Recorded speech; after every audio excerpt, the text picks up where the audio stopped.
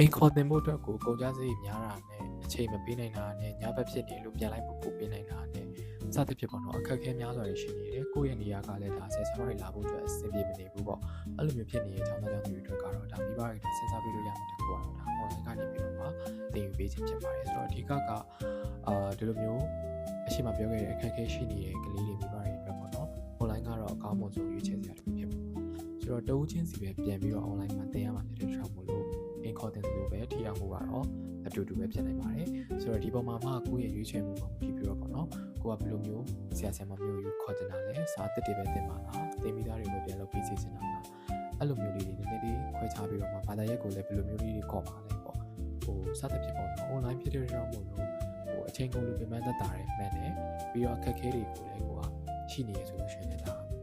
ACC နဲ့တွားလို့ရမယ်ပေါ့လေဆိုတော့အဓိက online ကိုတော့ဒီအကြောင်းတွေမိဘတွေအနေနဲ့ပေါ့နော်ရွေးချယ်စရာတစ်ခုအနေနဲ့ထည့်ပြီးတော့စဉ်းစားလို့ရတယ်ဆိုတာကိုသိစေချင်တာဖြစ်ပါတယ်ဆိုတော့ online ကနေပြီးတော့လည်းဆရာဆရာမတွေနဲ့သင်ယူချင်တယ်ဆိုလို့ရှိရင်တကိုင်းမြန်မာမှာဆက်ရှိ